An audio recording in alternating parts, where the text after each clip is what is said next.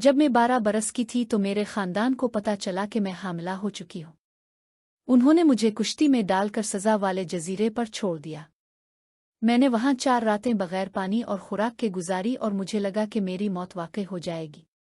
5वीं रोज एक मल्ला आया। इसने मुझसे कहा कि तुम मेरे साथ मेरे घर चलो।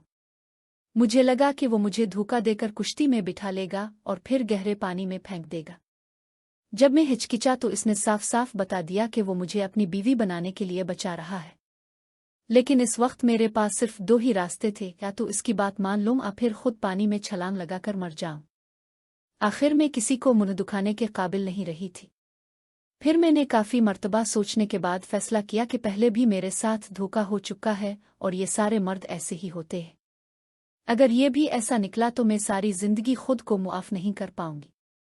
फिर मैंने सोच विचार के बाद इससे कहा, ठीक है, मुझे अपने घर ले चलो। इसने कहा, अभी मुझे कुछ मछलियां पकड़नी हैं, इसके बाद हम दोनों चलेंगे।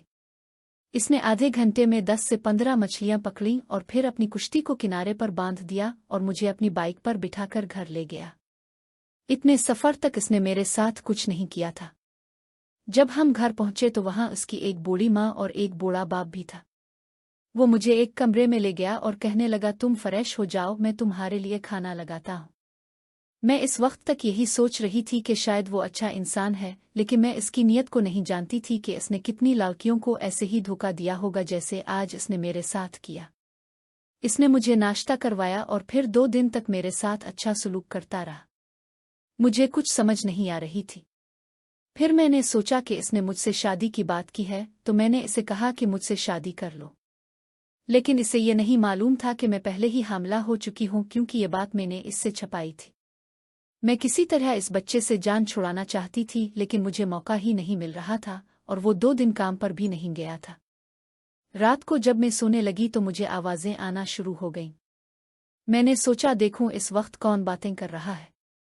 मैं दूसरे कमरे में गई तो देखा कि वो शराब और सिगरेट पी रहा था। मुझे अब यकीन हो गया कि मेरा शक दुरुस्त था। रात को मैं कहीं जा भी नहीं सकती थी, इसलिए मैंने फैसला किया कि सुबह होते ही यहाँ से बगैर बताए चली जाऊंगी, क्योंकि मैं यहाँ भी महफूज नहीं हूँ।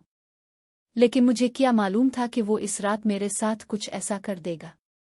वो मेरे कमरे में आया और कहने लगा कि वो मेरे साथ एक बार टूर्नामेंट करना चाहता है। मुझे समझ नहीं आई कि वो क्या कह रहा है। फिर इसने कहा कि तुम बस अपनी आंखें बंद कर लो, बाकी सब मैं समझा दूंगा। इसने मुझे एक शरबत पिलाया। पहले मैंने इनकार किया, लेकिन इसके इसरार पर मुझे वो शरबत पीना पड़ा। इसके बाद मुझे नहीं मालूम मेरे साथ क्या होता रहा। जब मैं सुबह उठी तो मैं हैरान रह गई। ना उसका बूढ़ा बाप घर पर था, ना उसकी माँ और ना वो खुद। मैंने इधर अलिफादेर पूछा तो मालूम हुआ कि वो रात को ही घर छोड़कर चले गए थे और ये घर किराए का था। मुझे एक बार फिर धोखा मिल चुका था। ये कहानी सुनाने का मकसद सिर्फ इतना है कि इस दौर में कभी भी किसी पर अंधा एतबार मत करे। आजकल की मोहब्बत सिर्फ वक्त गुजारने की मोहब्बत है, वो दूर और थे जब लोग सच्ची मोहब्बत किया करते थे।